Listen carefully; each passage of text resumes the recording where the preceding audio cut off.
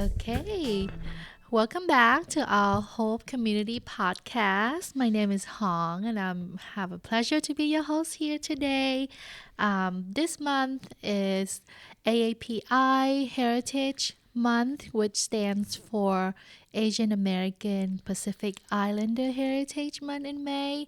So typically, during May, we would like to take a look and also gain awareness of our heritage cultural background. So for us Asian American, we do that in May. So today we'll have a little topic talking about education access in the Asian American community, and also would like to introduce to you to our summer school program, which you're going to hear all the great things about in a little bit. But let me introduce to you to two of my beautiful people in the room today. And we have Jane and also Koi. If you Hello, guys everyone. can just, introduce yourself so the audience get to know you a little bit. All right. Well, I've been around the podcast a little bit, right? Familiar face. My name is Jane, and I am one of the program coordinators here at Hope Community Services.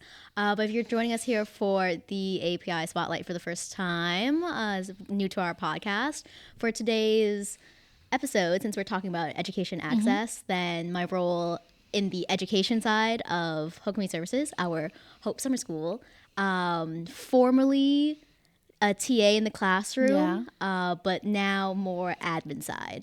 Cool. Thanks for having me on, everyone. My name is Koi Win. I am the activities coordinator for Hope Summer School for this year. My experience in education for the past 4 years, I was an avid tutor and I moved on to be an instructional assistant in Garden Grove. Last year for Hope, I was a volunteer, teacher assistant. And my time here has impacted me so much positively that I've wanted to return here and put more of my own spin on things by becoming their activity coordinator. Whoa, we love to see it. I'm so thankful that I'm brought in here, and this is my first time on the podcast too. So, I can't wait to share some of the great things that Hope has done for me and the impact it has given to students as well as any volunteers that I've met.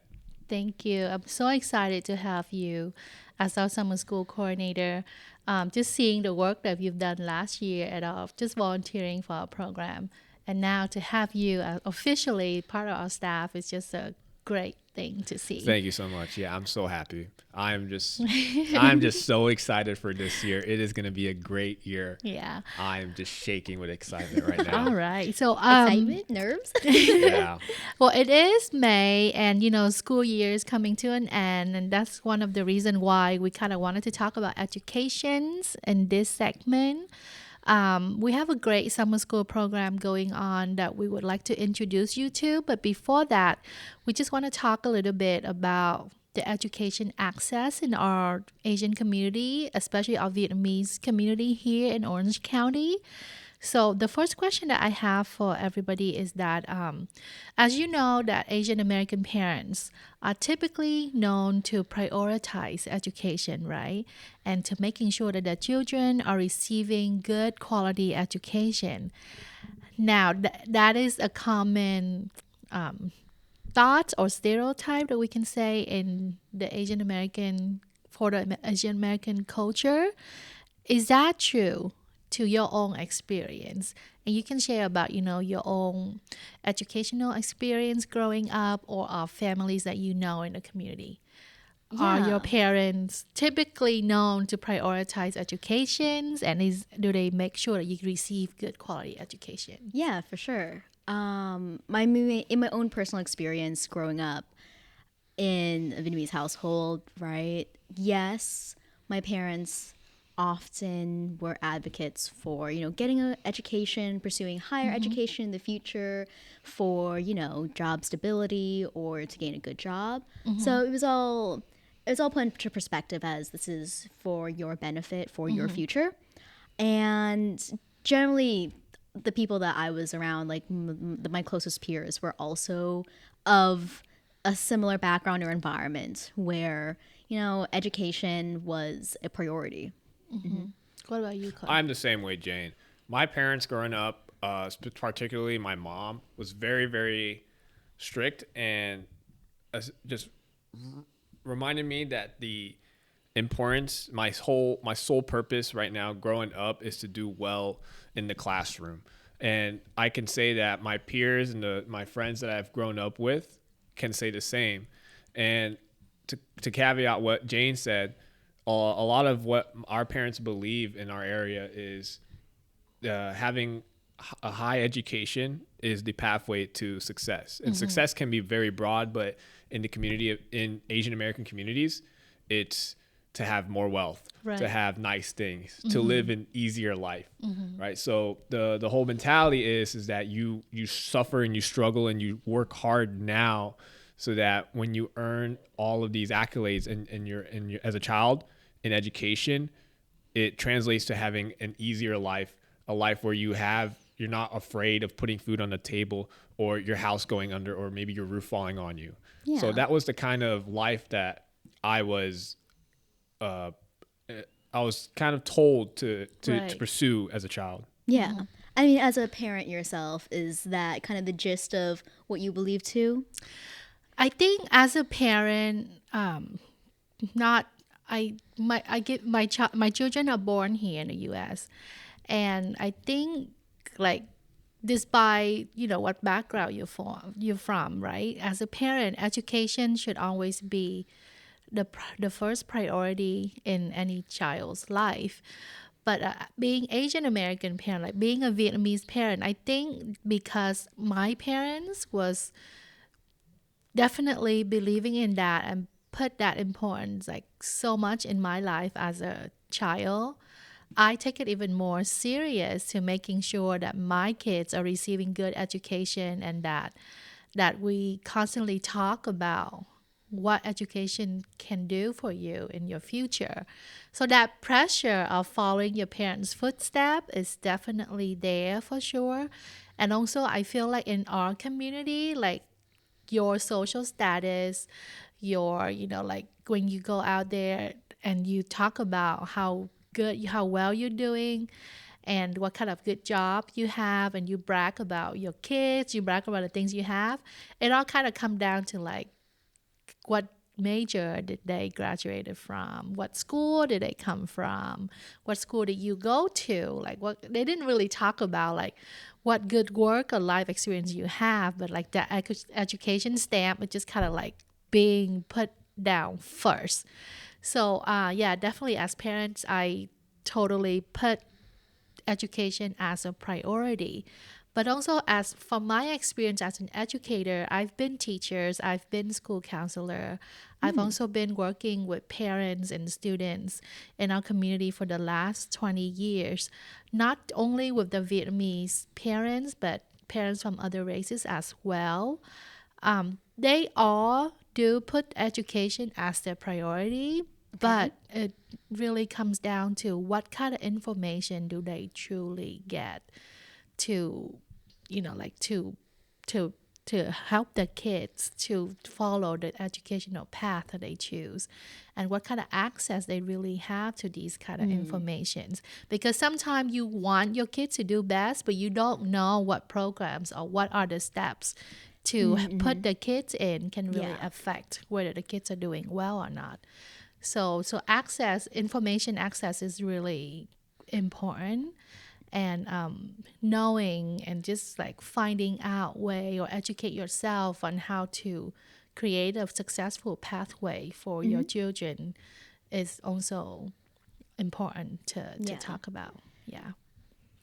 So now let's, with that thought, how do you think in your experience or in your own opinions, how accessible is good quality educations to the Asian American community or parents? Like, how much do they get access to these information? And are they really readily available whenever they want to know about good access or good quality programs out there? Yeah. To give a straight up answer for that, I feel that today has been the most accessible for any ethnic parent out there, specifically for Asian Americans. The access to education in different forms of extracurriculars activities, it was very much harder to come by in the past. Because in the past, let's say like early 2000s and even the early 2010s, a lot of the information that was going to and from Asian Americans communities was through word of mouth. So particularly like from my own experience, every Asian American Vietnamese family that I knew or was around by, they wanted their child when they got to the age to where they were going to high school to go to La Quinta.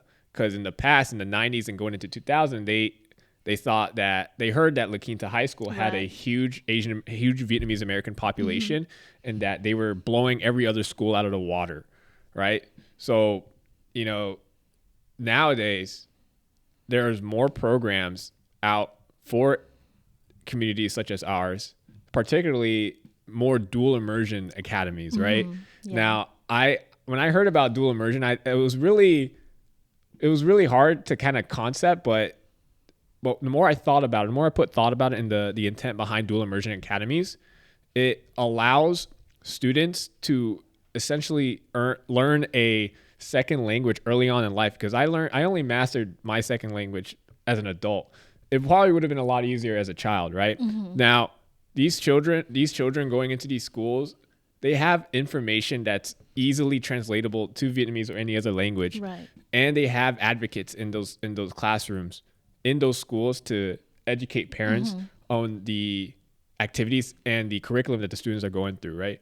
Now, particularly DeMille Elementary on Westminster Beach and McFadden, Westminster School District. in Westminster School District, they're starting to become a primarily dual school.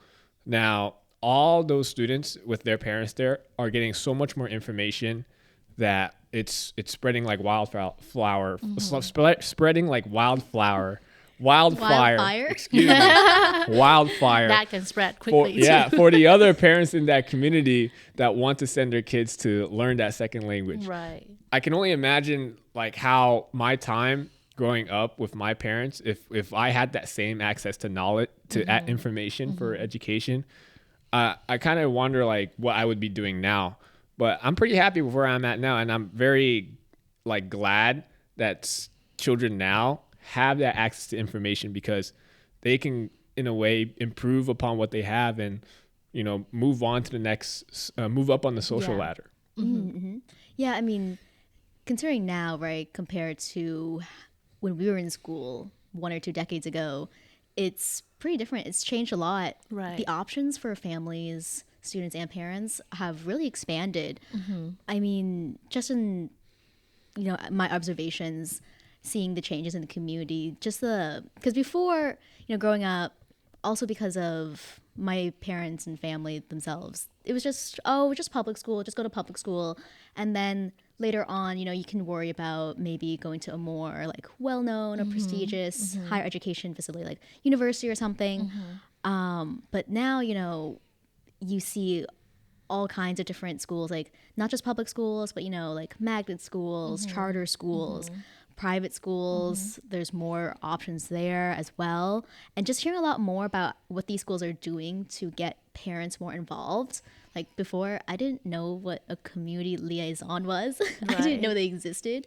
But now, working in the community organizations, I hear so much more about them and the active involvement they have with, students and their families, which is fantastic. But I mean, in your own personal experience, Koi, like what was it like? How accessible was education, or a good quality education for you, like back then? Because for me, again, like we just thought public school was kind of the only way to go, and for at least my family, there wasn't too much family involvement either. Like maybe in like elementary school, you had like your parent-teacher conferences and stuff. Yeah. But then I guess also because of my situation, I was already like a stable, good student, quote unquote, that there was like not much concern about additional guidance. Like I felt a lot of times I was self-guided or self-taught to go the direction that I did. But like, what about you back then? Yeah, so back then I felt personally, I wasn't that great of a student.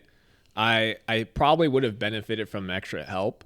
And my parents, in order to seek out that extra help to get me in the position that they wanted, they would look on like online, or maybe at the time it was word of mouth, Yeah. for any tutoring centers, or if they Oh. just passed by the street, they'd see a tutoring center. And these tutoring centers were very Viet centric.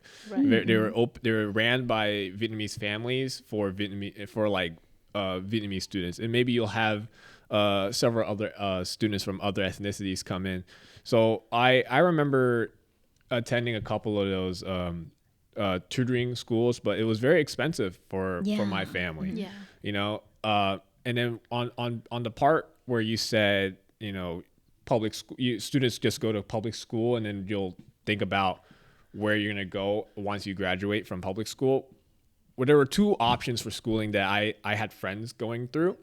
And it was either you were going to public school or you were attending a K-8 curriculum associated with the church, right?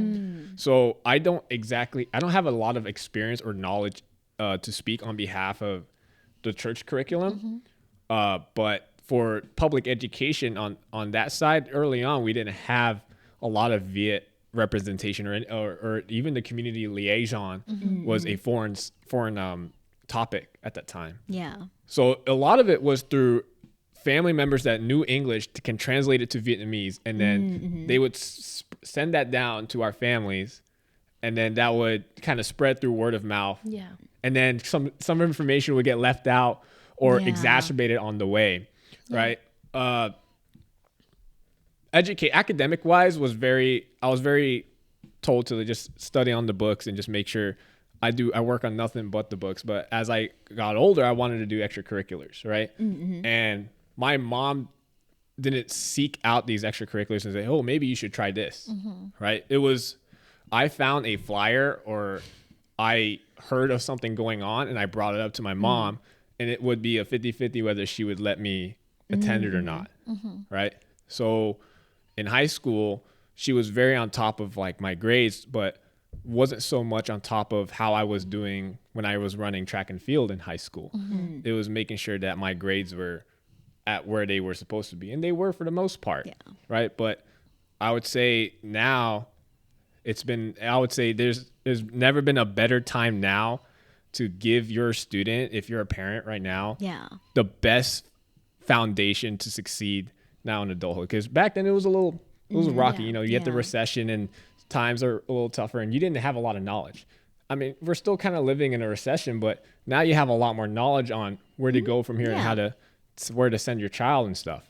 Yeah. So that's my take on it. And it's definitely very much more helpful because, I mean, the goal of education access, right? You always hope that the next generation will be able to, you know, have more knowledge, a greater wealth of knowledge than you did before, right? It can be hard probably as a parent when you lack the knowledge to know what's best and what the options are, to be able to give your child that education. Yeah. I think one of the things that I am seeing that hasn't really, or it still exists when we talk about what back then and what's now, is that financial accessibility to quality education, right? I think even nowadays, like if we talk, I'm thinking back at my parents' time when I was going through school, they were first generation immigrant, and they have no knowledge of what the education system in America looks like. So I started school here as a 7th grader going through high school. I did not know what SAT or scores, or I needed to take the test to be able to attend a 4 years college. I know nothing about that. So I didn't even try to go that route. And they just, you know, they do what the rest of the community that they know of do. They just kind of follow what other people do and not seeking out information themselves. And that financial aspect of sending your child to extra tutoring, to extra SAT preparation classes, or to send them to a really good after school, summer school program so that they can learn all these things were not really an option. So nowadays, looking at or some of my friends in the community or knowing the students in the community, that still exists. Some parents are still like working hard to make a living, not really have the time to pay attention to what's available out there in terms of education programs, or to have that ability to send them to really good like programs that might require some costs, right? So it's still there. So that access, financial access to high quality is still a barrier in a way. So it's still stopping a lot of family from being able to access. Now, now that with saying that, I think there's a lot of free programs that is still good, but how can you learn about these programs? How can you access all these information?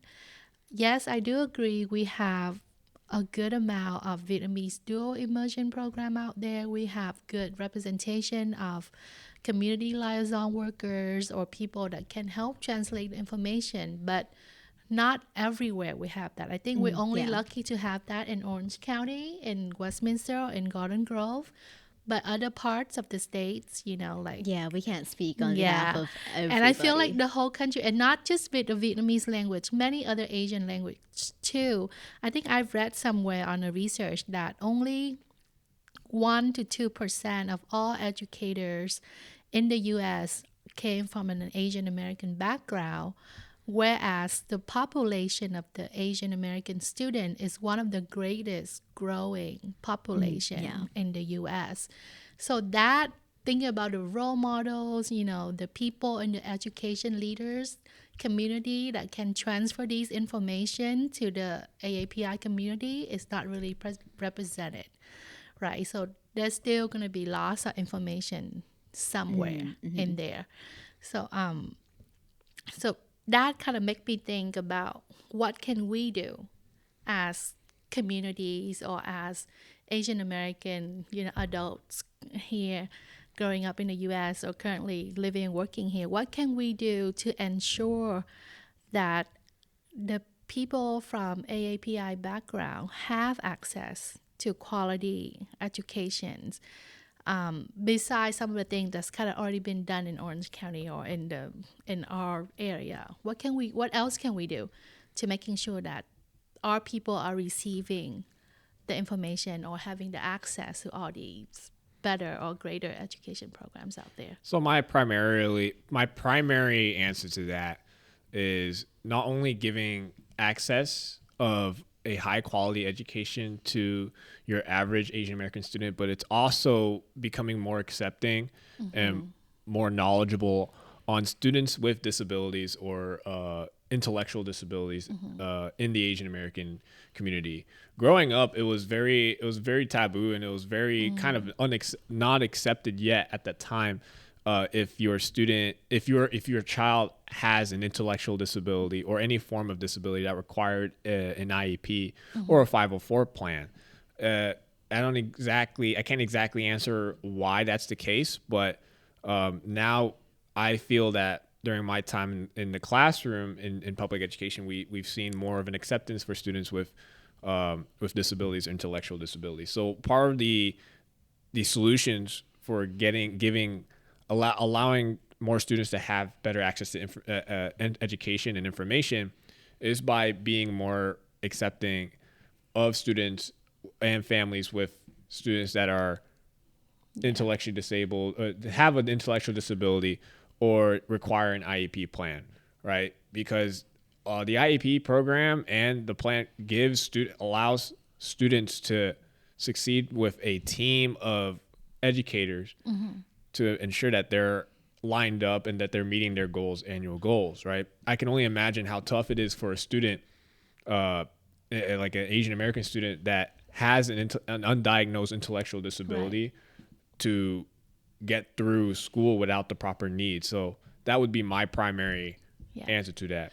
So I think as Asian American community members or people, we need to be more acceptance of people that have different background, like different. That because when you mention special education or these student with learning disability, in the Asian community is still sometimes not being widely accepted or aware of, or parents come sometimes in denial that the children are actually experiencing this, so that they don't advocate for these students to get good quality, programs so that they can outgrow the disability or address it in a better way, right? Right. Absolutely. I think working in as a nonprofit organization, right? What we do talk about often is the idea of equity, right? And that's kind of what Koi is also getting at, like Yeah. acceptance and an equitable approach to education, right? How you were saying that at least a lot of maybe older conservative Asian American thinking is that, if there are things such as disabilities or issues with learning, for example, like Right. those don't exist. Those are like iron themselves out at some point. Yeah. If you just push hard enough, the normal quote unquote method will work for everybody. But that's just not true, right? Yeah. For every person, it can be much more nuanced, and for some students, like they need the extra assistance and help. And introducing like more equitable approach, no matter what extra assistance they need, like that is the better pathway to education for everybody. Yeah. And speaking of pathway too, I just pop up in my mind. Sometimes when you think about good quality education, you think about, like in Asian community, I think like being good at math. So send them to a math pathway or a STEM or a science pathway. Or if you want to be like in, let's say, lawyer, literature, like really focus in that would consider good quality. But there's other of areas of education that are just as good, like arts, like athletics, things like that. Do you think that's being mentioned enough in our community so that the students who have strong background in these areas can pursue that pathway if they do want to? I mean, my first thought is that you might run into the roadblock of that. When we were talking about the initial conversation was education is the way you can ensure your child's future, especially monetarily, financially, their financial future. So when you say about, an arts career or an athletic career, I think the first thought might be fear or worry Right. that is not a financially stable, financially secure future for most people. Because when you first hear about it, I don't think that's the field where you hear like everyone who goes into it is 100% guaranteed Right. to make a living off of it. So what do you think, Koi? Oh, I believe myself personally, I believe in a concept called the Vitruvian man or Vitruvian person, and that's a Renaissance topic where a person is well-rounded in every subject or topic. Right. In regards to education, that would be you're well-versed in your English, you're a second language, you're well-versed in the arts, and you're also physically capable if you're able to, right? And what you talked about, how there are other occupations that Asian Americans don't really find a lot of them in, and I think the answer to that is because from a young age, our parents inexplicably ingrained on us the importance of having status. And what I mean by having status is that it comes down to the amount of education that you have, the school that you went to. Did you go to a community college, or did you get your degree at an Ivy League? That kind of thing. What kind of car do you drive? And especially, what do you work as? Are you a lawyer or a doctor? Or are you something else? Because from the eyes of a parent, their success is tied to what you do in your future. Right. So from my personal experience, my parents wanted me to do something in medicine. I was said from a very young age that year, and I had all the toys, the doctor toys. I had my own stethoscope growing up too. And they wanted me to be really good at math, right? I remember one time in elementary, I lost, like I was fourth or third place for an arts competition that I entered into in elementary school, and I came up to them very sad, and I was crying that I lost. But my parents were very indifferent about that. They were saying, well, it didn't really matter. It's not like math or science in a way, you know. And even going into high school, when I was doing really well in track and field, my parents are still very indifferent about it. I brought home a lot of medals and awards from my time in track and field. Unfortunately, my parents were still very indifferent about it because it came down to, what are you doing right now that's going to help us look good, Yeah. right? How much money are you making? What kind of car do you drive, or even like what major are you going into, Yeah. right? So you can imagine the disappointment of my mom when I told her I'm going to major in kinesiology, and there's not really a word for that in Vietnamese. Yeah. Because how can you explain that? How can you say that what you're doing is going to be, high status when you Right. can't even explain it to your friends? Yeah. Yeah. Right. So I feel that that's still a kind of a barrier that we have in Right. the wider Asian American community, where we're still very locked into this mindset of, you need to do this And that- to appear better than your friends. We're very competitive. We're kind of keeping up with the Jones. Yeah. We're making sure that we're keeping our friends and family in check, that I'm the better one here. I'm the top dog around here. Yeah. I think all that also goes to the point that, helping students get quality education access, it's also kind of a matter of helping, parents and guardians Yeah. also understand and learn more about Right. education as well. Right. Yeah. There's so many fields, or there's so many intelligence in a person, and like when you force on them, the idea of, oh, you gotta be a doctor, you gotta be a lawyer, you're gonna be not even a teacher, but like somebody with a title that tagged to after their name, like MD or something Yeah. like that.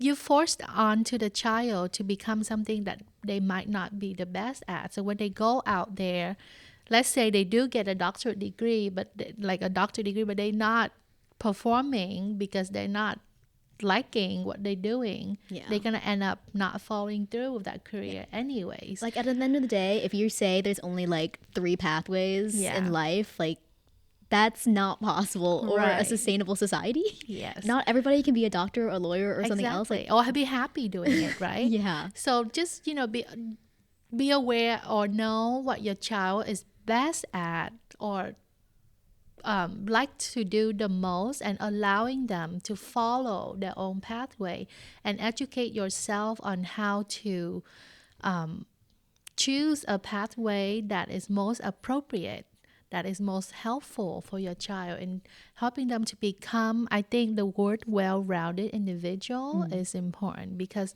you just don't want them to become good at math only, or just become a good lawyer only, and not forgetting about every other aspect in life. So I think that's the key. It's just to help, as an Asian American community, we just have to be learn more about other field of education, learn more about different pathway, different career choices, so that we can support our own child, our people in our community to go toward these different pathway. So the word well-rounded individual came up, and that is one perfect word that we can use to describe our Hope Summer School program, because I think I've been here from the beginning when we first draft this or create this summer school program. And I think one of the goal is to help a child to become a well-rounded individual, where there are more than just academics that we wanted to teach them. There are other things that help the student become a successful individual. So our summer school program was designed in a way that it helped this or foster these different aspects of life experiences that can help them become a successful individual. So we have 4 pillars in helping our students success. And first, of course, is academic, but we also recognize that like the mental health is important for them to become a successful individual. The appreciation for arts or talents is also important for them to become a successful individual, and also their virtues, like become a good, caring person in society is also a key to help them become successful individual. And the cultural awareness is another aspect, especially for children with an Asian American background, will help them to become a successful individual. So our summer school program is designed to address all four of those areas that I just mentioned. And so I'm going to put you on the spot, since you're the coordinator of the program. Coy can tell us a little bit more about, the details on what we do at summer school program at Hope, and what the students gain out of the whole summer. Absolutely. So I'll briefly cover the academic side, the academic mission in Hope, and then transition that to the extracurriculars that we do, because I believe not only is our strength as an organization in teaching our students the next level, the next grade up, but it's also exposing the students that we have to new extracurriculars and new learning environments in a really tight community that they get a lot of support of from their adults, their peers, as well as myself, really.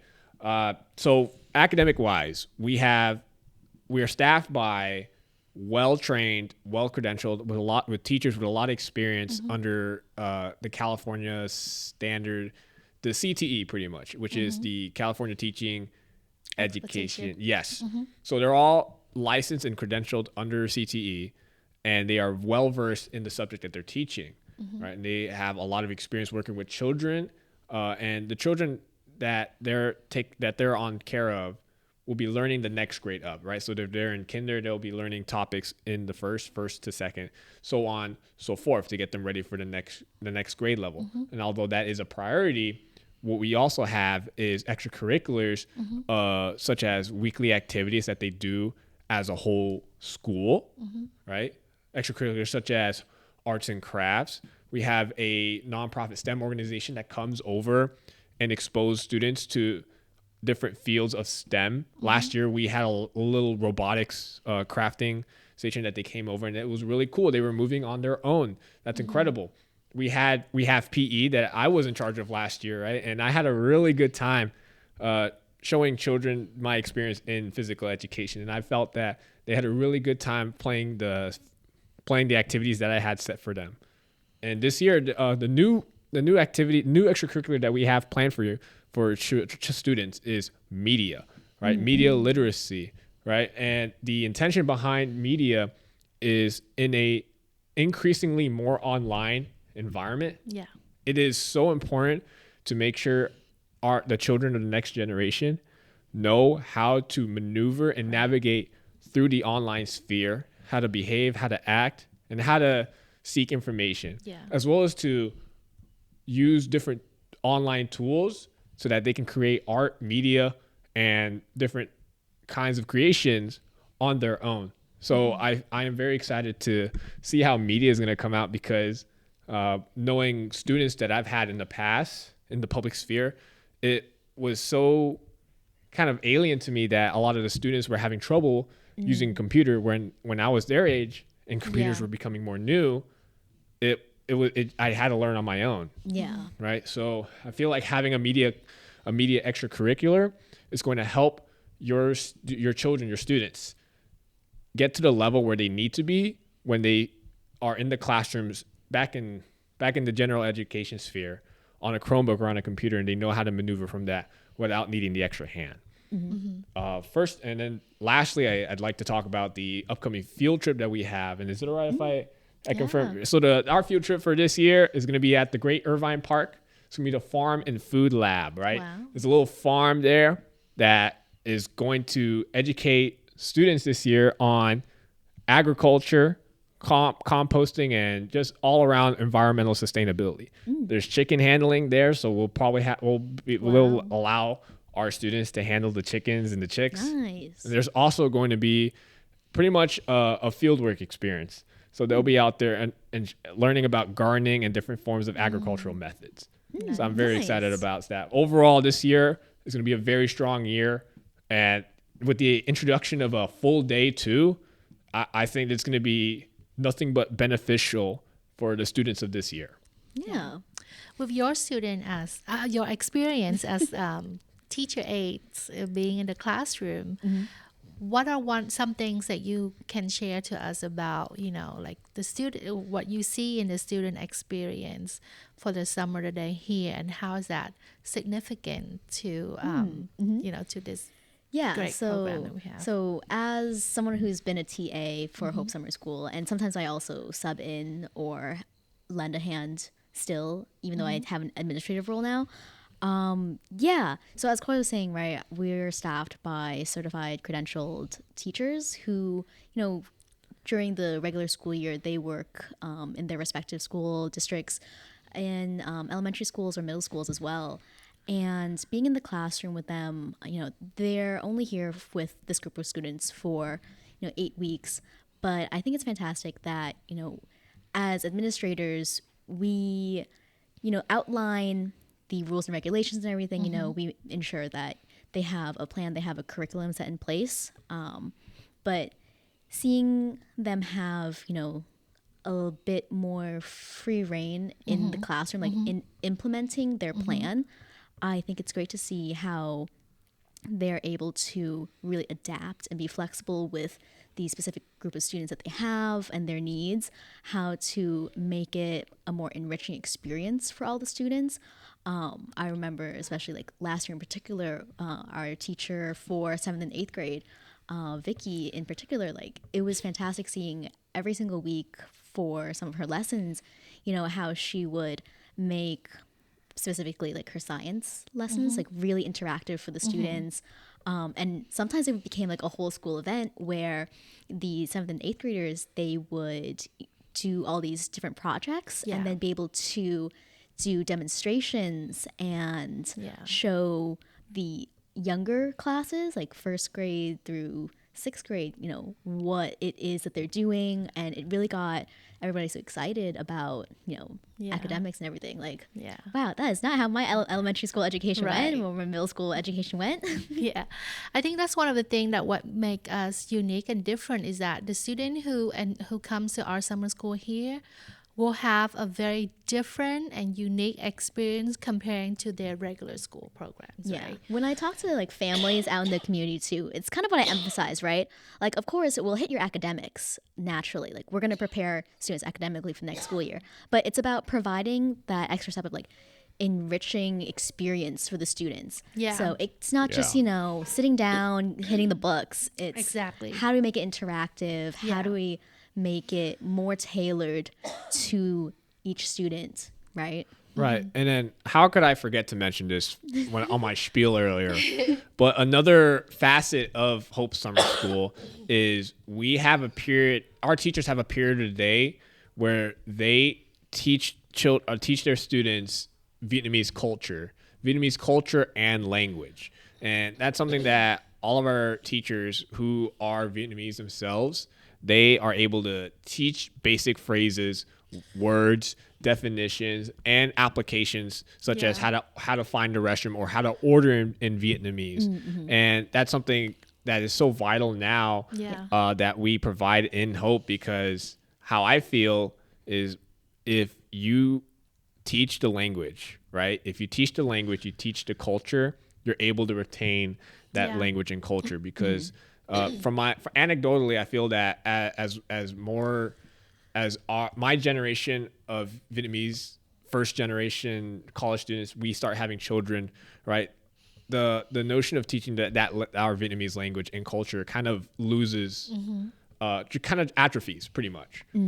And I feel that we lose a sense of identity and community that way when we forget about our roots and we just forget to speak the language and the culture, right? And to each their own, right? They might have found different parts of their lives, or they might be in a mixed relationship, right? But I think right now it's so important to educate our students and children of the next generation their roots, because by retaining the language, you retain the culture, and that way that's what sets us apart from other summer school organizations and programs. Yeah. We're able to instruct the children, and that way we retain our culture and our community. Especially considering where we are, right? We're located in very close by to Little Sayong, which one of the biggest Vietnamese populations in the country. And we do talk about this in another API special for this month as well. You know, we are not strictly just Vietnamese language school or anything. We teach like very like light intro language and culture. But that is significant, right? What you were saying about, you know, retaining culture and heritage. And we've spoken about this, and you'll hear about later on too. But especially for the younger generation, they might not find it significant now. But, you know, once we come to our age, you hear a lot about people who are, you know, feeling like they missed out on a part of their identity and their heritage. And only when they're older do they get to revisit it and try to gain that back. Yeah. But it's, especially when it comes to language, it's significantly harder once you get to like your 20s and 30s. Right. Yeah. I hear it all the time, like people saying, I wish I learned more Vietnamese when I was younger. Now that they're in the working world, you know, like knowing that having a second language is so important and so helpful in their career as well. My daughter goes to the summer school program here, starting in kindergarten. She's going to be in 7th grade this year.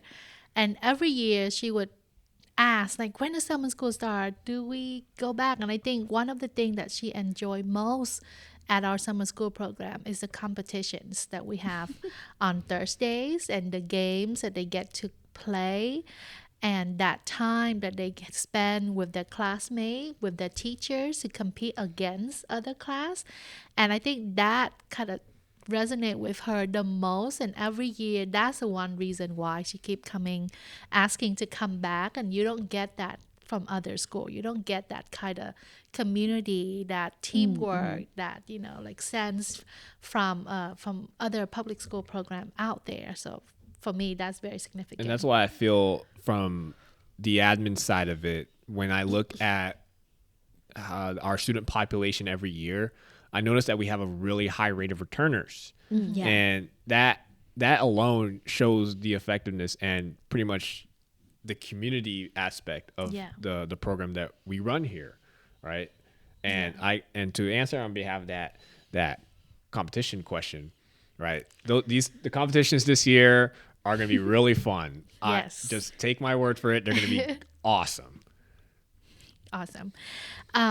But so I'm wanted to talk a little bit about the campaign that we're doing in hope that we can open this education program to more students out there to have the opportunity to access such a great quality programs that we have here during our summer.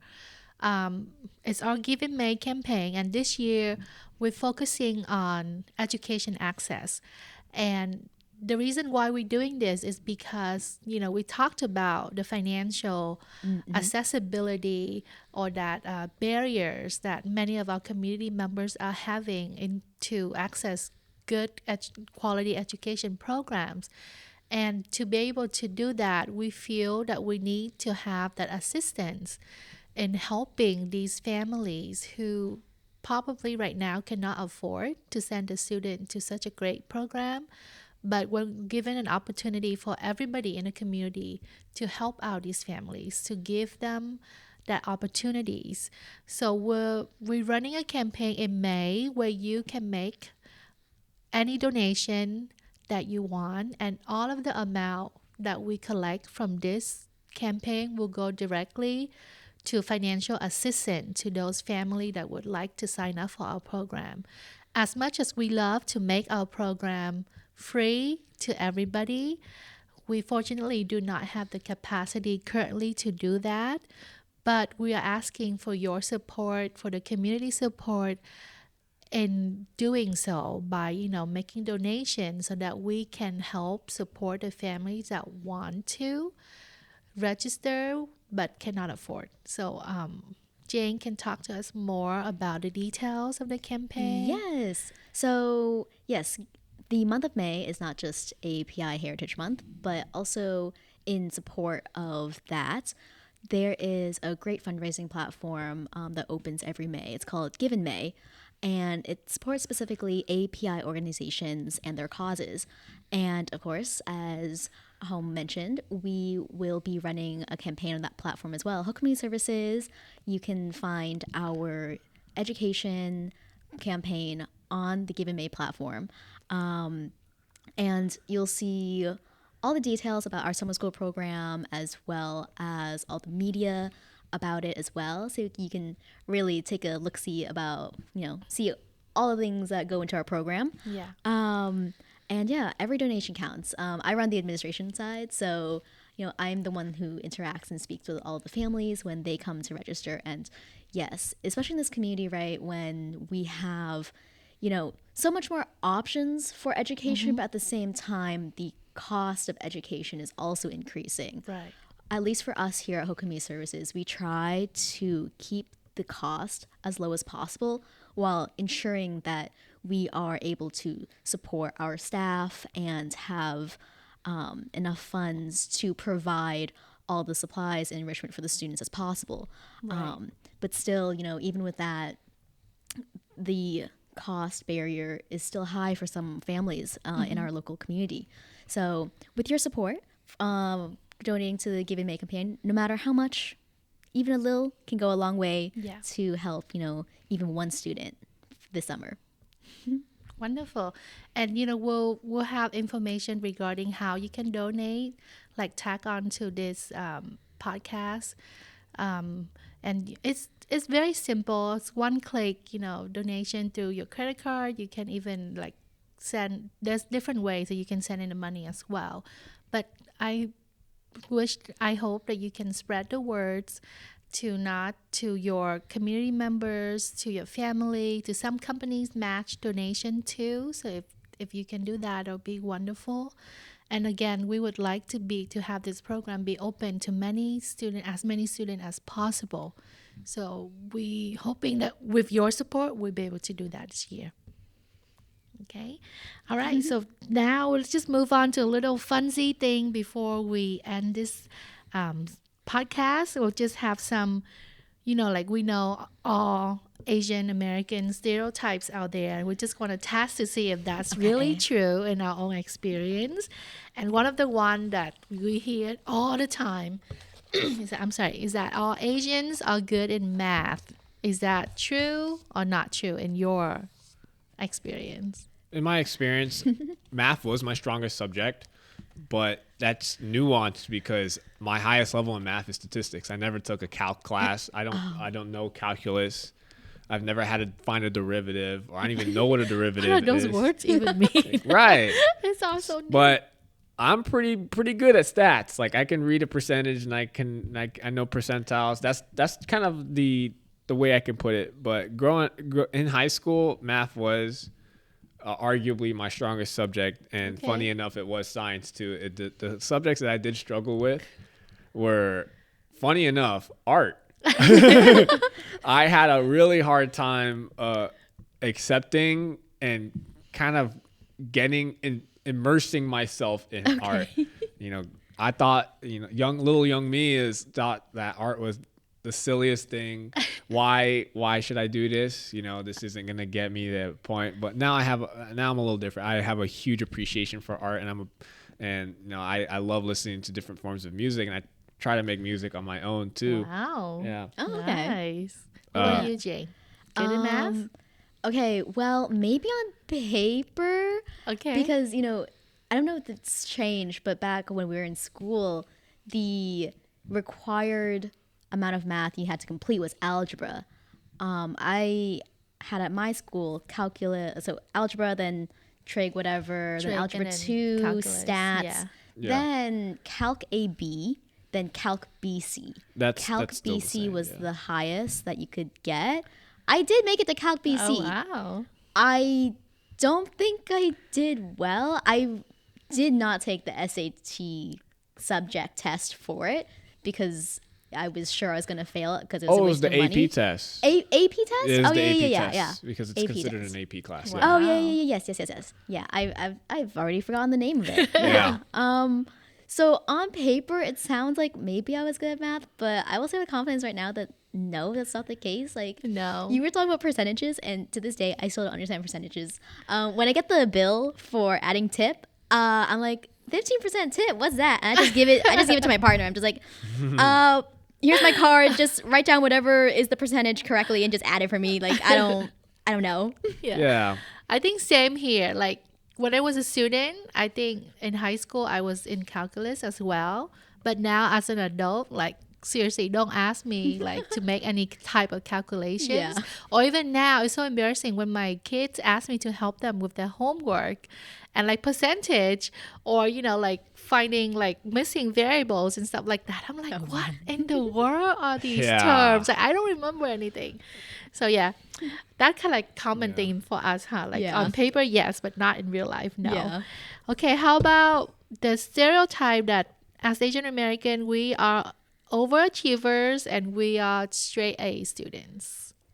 I think for myself, you can say if you look from an outside perspective and you saw my transcript in high school, I was an overachiever and possibly like a straight A B student, but that you have to kind of uncover a little bit, and that was all motivated by fear.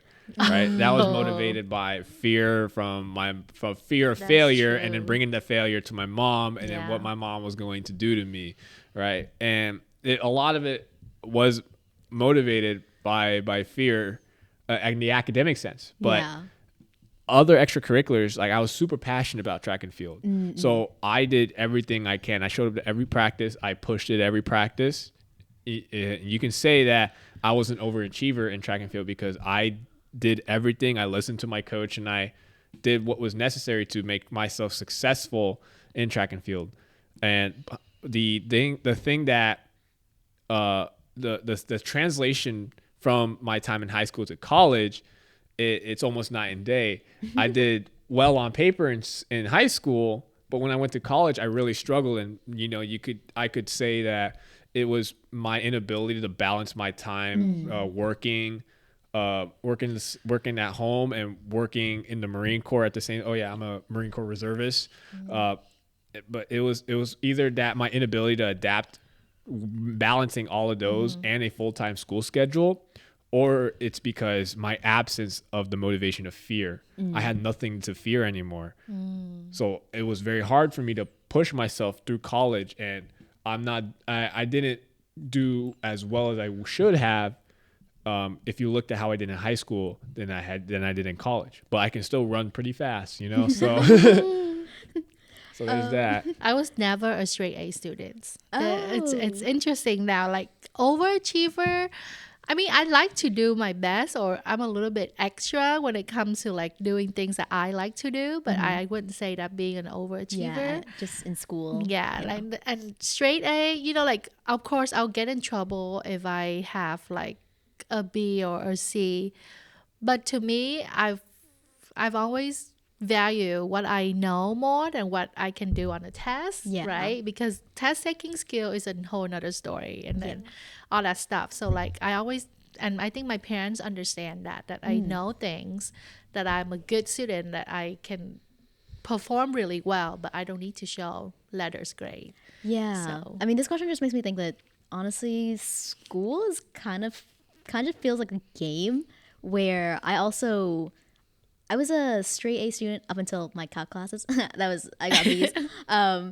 But I was kind of like the student that was kind of floaty in high school where I didn't do too much to get the grades that I did, or it didn't feel super high effort for me. And it felt the same through college too, where everything was like a moderate level, like not super challenging or anything. So I got the grades that I needed. A's, Yeah. maybe 1B every Yeah. quarter. I gave myself like 1B after calculus. I was like, you can't push yourself too hard. And I don't think I would be considered an overachiever, but I guess I had learned early on that the way to go is not pushing yourself Right. to the point of exhaustion and like overachieving in that sense, but just showing like a certain level of commitment to certain fields, clubs, extracurriculars, and just having at least one or two of those under your belt and having commitment to those for like all 4 years is like pretty good. Okay, let's talk about sport now. All Asian play tennis and badminton, This right? is Is so that silly. true? I didn't know this was a thing. That's what they say. So I can speak on this. I spoke to this to a friend earlier, but I've noticed that a lot of the stereotypical sports that you see that are predominantly Asian, you can even add golf in Yeah. this Okay.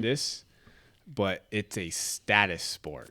You know what I mean? And you know Yeah, what I mean by status yeah. sport? True. I mean like it's a sport where you particularly see wealthier individuals or like the prize Yeah. is insane. Like I don't think I've seen, maybe other than Serena Williams or her sister Venus, like I don't see a lot of like tennis players that were poor, like that grew up poor. You know what I mean? Like I know Serena Williams was like she came from a rough background. Yeah. But the point I was making with tennis is that it's known as a high status sport. It's a rich person's sport, right? So, and that goes the same way. I don't exactly think it's the same way with badminton. Badminton's a more accessible sport. It's a little easier. Yeah. But sports like tennis, golf, you could argue the more like nuanced sports like gymnastics or even figure skating, right? My sister did figure skating for a little bit. You know, those are all like when you say that, oh, my child does this, my child plays tennis or figure skates. You know, you expect to see a reaction out of the person that you're talking to. Little So elegance, a little prestige. Okay. right, Yeah. right. Yeah. So it's that kind of sport that reflects status Yeah. from the child, right? I personally, I thought tennis was the silliest sport, and this is because I didn't have an appreciation for tennis. Now I play a little bit of pickleball here and there, right? I was playing more of the more, I don't want to say like working man sport, but the more accessible sports for someone Yeah. that in my socioeconomic status, right? Track and field, all you needed to buy was shoes, right? And I Yeah. bought all my shoes from Ross. I would get lucky, and I'd find some track spikes on Ross or Burlington even, Yeah. right? And that was what I had access to because my parents would not allow me to play football because of the risk of injury and concussion. I didn't try out for the basketball team because I just conveniently was sick at that day and I couldn't compete, right? But I just decided to stay in track and field because one, it was something I could come back to every year, something that I could do on my own time, and something that was affordable for me. Yeah. Right. So I can't imagine putting my own child through tennis or golf because it's just something I don't see myself having a passion for or Yeah. even let alone afford. Yeah. My I think. Go ahead. Oh yeah, my first thought was that it was silly just because of my experience with my parents and those two sports respectively. Like if I sat down to think about it critically, like yeah, it is definitely rich person sport. But my experience is like my mom would try to get me to play tennis, and then one day she realized she was like, "Wait, your arm's gonna get lopsided. You play tennis. Like I can't have a child with like one funny. strong looking arm, one muscular strong looking arm, and one like wonky arm, like weak arm."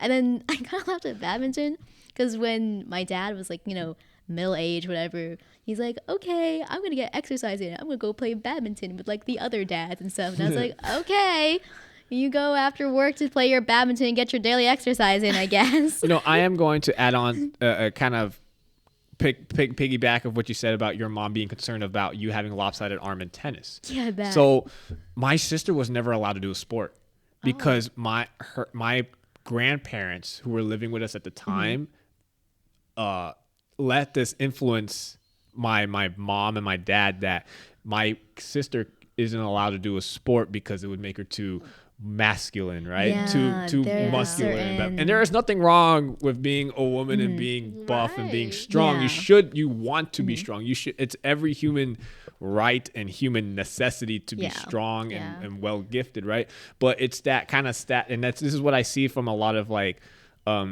Asian females too. Nowadays it's not so much, but growing up, I had some friends that were females and Asian, and you don't see them like running around or playing a lot. And it wasn't accepted at the time to allow your girl, your female child to participate in like a sport because it would make them too masculine. I remember my grandmother saying that, oh, you're getting too dark. To my sister, you're spending too much time out the sun. You're not going to look that attractive. Yeah. It is so silly. I'm glad we're kind of digging ourselves out of that mindset now. But I kind of feel bad thinking back about all the friends that I had that just weren't able to play a sport because no familial support. My mom wasn't like super mean about it or anything, but she was just like, wait, we can do something else instead. Like, how about swimming? Just no butterfly, because then they'll affect your shoulders. But anything else is good though.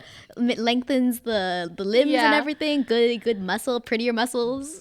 Like get your exercise a lot in. of these stereotypes, now that we're talking about thinking about it, like they really stereotyping you based on like the Asian American like physique or the physical look, right? Because we're thinking like football, basketball, we don't have that build set like tall or big enough to play those sports. So like the thinking tennis, badminton, like something that all Asian can do. You don't That's have a really good take. Yeah. yeah, you don't have to have that height requirement or like to play those sports. So anyways, but like stereotype are stereotype. We don't really fit in the box, you know, like we do whatever we like to do, and we're having I'm our own side-eyeing this skills. last bullet point. So the last thing, we're often being looked at as quiet, as submissive, as obedient and passive. Is that true? Hey, you walk into this office on a normal weekday and you tell me if that's what we are. I was, false for sure. Like, I'm not quiet. I speak when I have something to say or when I feel like that topic needs to be addressed, I will speak. Obedient, like to our parents, to older adults, like to society, like rights, yes. But that's like But having not- an inherent level of respect for other people. Yes, more like respect. Yeah. Passive, no. I think that's not really like a cultural, like, so it's more like a personal. Like some people are just born like more passive than others, so you can't really Perhaps. associate a culture with that. Maybe lacking certain communication or social skills leads to Yeah. that. Yeah. Yeah, that's a good take too.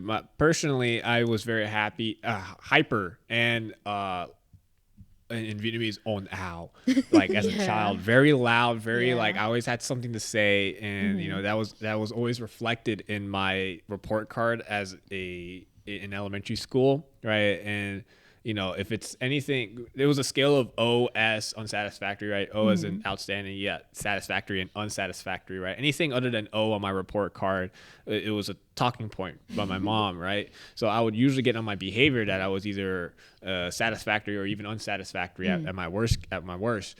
And it came down to in the parent teacher conference, like he has a lot to say. And he has a hard time like keeping his butt on his seat sometimes, or maybe even he's just really loud, right? And now as an adult, I am still very much like that. I did have friends back then that were very quiet, that you could say match the stereotype, right? And I don't keep up with them anymore, but maybe they have grown out of it. It is a personality thing, whether you like to be more reserved, you don't want people to know what you're thinking at times, right? I, on the other hand, would like you to be able to hear me, right?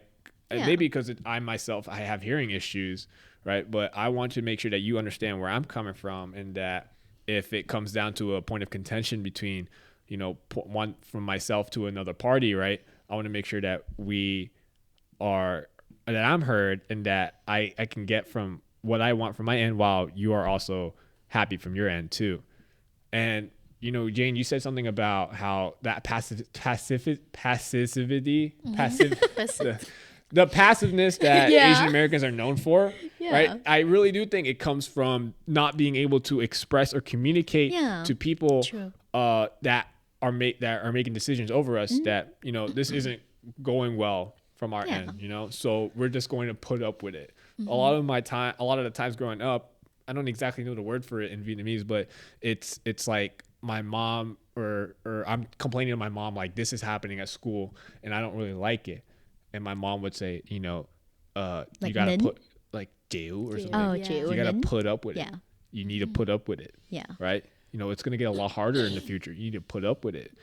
So you could take that as passivity. But now a lot more outspoken now. I think it's also something from perhaps like the generation who first immigrated here about being newcomers to a Right. certain society and trying to keep the peace to fit in, just blend in seamlessly that way. And even if that comes at the cost of you know some kind of conflict or tension, like that's what they try to do. Yeah. Okay.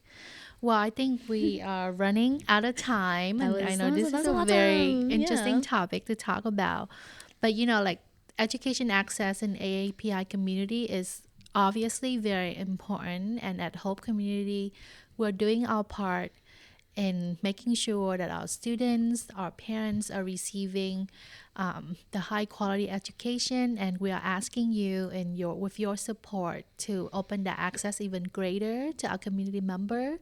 So thank you for listening to today podcast, and hopefully you can give that support in our Give in May campaign, and we can see you get more of your listeners in the next few podcast or many Yeah. more podcasts that's in the future. So Yeah. thank you so much So for listening to us. catch us in May for our API Spotlight segment for the podcast. Catch our Give in May campaign, link in bio probably. And anywhere else you want to find us, we are at Give Us Hope OC on Facebook, Instagram, TikTok. And catch our podcast on YouTube and Spotify. We're everywhere. All right. Bye. Bye. Take care.